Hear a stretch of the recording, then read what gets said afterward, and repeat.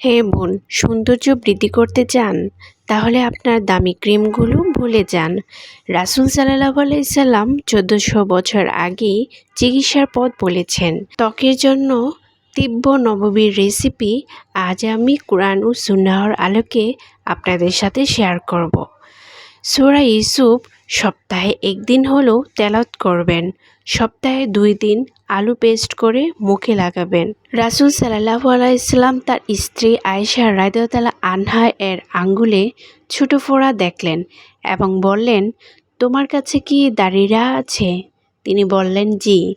তখন নবী সাল্লাল্লাহু আলাইহি সাল্লাম, এটা লাগাও এবং এই দোয়া পড়ো। দোয়াটি হলো, আল্লাহুম্মা মুসাগিরুল কাবিরি ওয়া মুকাব্বিরুস সগিরি সগরু মাবি। এরপর ফোঁড়াটি ভালো হয়ে যায়। তাহলে চলুন আমরা রেসিপিটা জেনে নিই। দারিরা গুঁড়া 1 চা চামচ, পানি বা গোলাপ জল সামান্য মিশিয়ে পেস্ট করে আক্রান্ত স্থানে লাগান। ধোয়া পড়ুন, শুকালে ধুয়ে ফেলুন। উপকারিতা: ফোঁড়া শুকায়, প্রদাহ কমায়। কালো জিরার তেল প্রদাহ ও ব্রণের জন্য। রাসূল সাল্লাল্লাহু আলাইহি সাল্লাম বলেছেন, কালো জিরা মৃত্যু ছাড়া সব রোগের জন্য শিফা। সহিহ বুখারী, সহিহ মুসলিম। রেসিপি: কালো জিরার তেল কয়েক ফোঁটা, অলিভ অয়েল 1 চা চামচ মিশিয়ে আক্রান্ত স্থানে লাগান। রাতে লাগিয়ে রাখলে ভালো কাজ করে। ক্ষত ও শুষ্ক ত্বকের জন্য মধুর মাস্ক ব্যবহার করুন। আল্লাহ বলেছেন, তাদের পেট থেকে এক পানীয় বের হয় যাতে মানুষের জন্য শিফা আছে। সূরা নাহাল আয়াত 69।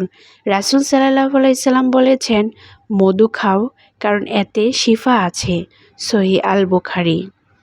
রেসিপিটি হলো, খাঁটি মধু 1 টেবিল চামচ, কয়েক ফোঁটা লেবুর রস সরাসরি মুখে বা ক্ষতস্থানে লাগান। 15 মিনিট পর ধুয়ে ফেলুন। এর বিশেষ উপকারিতা হলো, এগুলো দ্রুত ক্ষত সারায়, ব্যাকটেরিয়া মারে এবং ত্বক মসৃণ করে। দুধ বা ছানা দিয়ে ত্বক পরিষ্কার। রাসূল সাল্লাল্লাহু আলাইহি সাল্লাম বলেছেন, দুধে বরকত আছে, এটি খাবার ও পানীয় দুই। সহিহ ইবনে মাজাহ। ত্বকের জন্য কাঁচা দুধের রেসিপি: কাঁচা দুধ বা ছানা 2 টেবিল চামচ, তুলার বল। তুলা ভিজিয়ে মুখ বা ত্বকে লাগান। 10 মিনিট পর ধুয়ে ফেলুন। এর বিশেষ উপকারিতা হলো, এটা ত্বক উজ্জ্বল ও কোমল রাখে। আরেকটা বিশেষ ফেস প্যাক, সেটা হলো সিদর বা বড়ি পাতার ফেস প্যাক। রাসূল সাল্লাল্লাহু আলাইহি সাল্লাম বলেছেন, তোমরা তোমাদের মৃতদেরকে সিদর বা বড়ি পাতার পানিতে গোসল করাও। সহিহ মুসলিম আয়াত 941।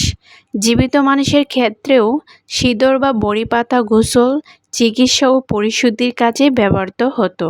বড়ি পাতার বিশেষ ফেস প্যাক রেসিপি: শুকনো বড়ি পাতা গুঁড়া 2 টেবিল চামচ, পানি বা গোলাপ জল প্রয়োজন মতো মিশিয়ে ফেস প্যাক বানান। মুখে লাগিয়ে 15 মিনিট রাখুন। শুকালে ধুয়ে ফেলুন।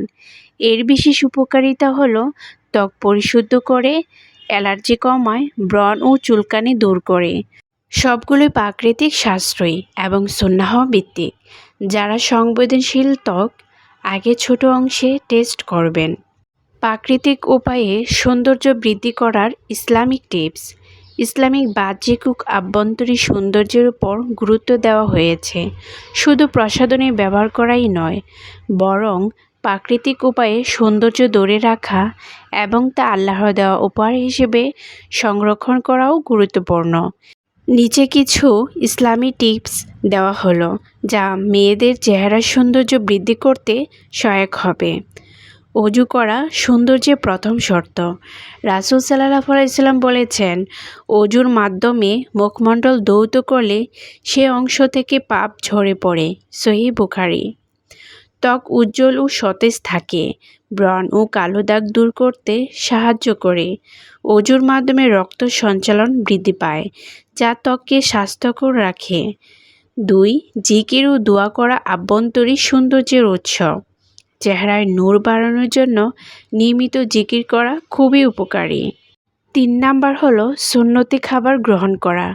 রাসূল সাল্লাল্লাহু আলাইহি সাল্লাম যেসব খাবার খেতেন সেগুলো স্বাস্থ্য ও সৌন্দর্যের জন্য উপকারী, যেমন মধু, আল্লাহ বলেছেন, মধুতে রয়েছে মানুষের জন্য আরোগ্য। আল কোরআন সূরা আন-নাহাল। উপকারিতা: ত্বকের নরম ও মসৃণ রাখে।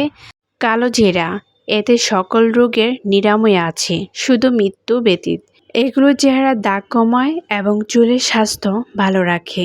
খেজুর: রাসূলুল্লাহ সাল্লাল্লাহু আলাইহি সাল্লাম বলেছেন, যে ব্যক্তি সকালে 7টি আজওয়া খেজুর খাবে সে সারাদিন বিষ এবং জাদুর ক্ষতি থেকে রক্ষা পাবে।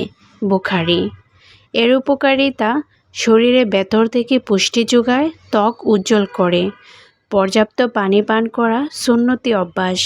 রাসূলুল্লাহ সাল্লাল্লাহু আলাইহি সাল্লাম পানি পান করার ক্ষেত্রে ধীরে ধীরে 3 বারে পান করতেন। উপকারিতা: শরীরের টক্সিন দূর করে, ত্বকের আর্দ্রতা বজায় রাখে, চুল ও ত্বকের উজ্জ্বলতা বৃদ্ধি করে। সর্বশেষ হলো পর্যাপ্ত ঘুম চেহারার প্রশান্তির উৎস। রাসূল সাল্লাল্লাহু আলাইহি সাল্লাম রাতের প্রথম ভাগে শুয়ে পড়তেন এবং শেষ রাতের এক অংশে তাহাজ্জুদ পড়তেন। এর বিশেষ উপকারিতা হলো ডার্ক সার্কেল ও ফোলাভাব দূর হয়, ত্বক সতেজ ও প্রাণবন্ত থাকে।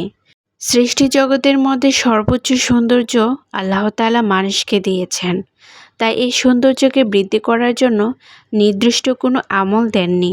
তবে এই সৌন্দর্যকে বজায় রাখার জন্য উপরে কিছু টিপস দেওয়া হয়েছে।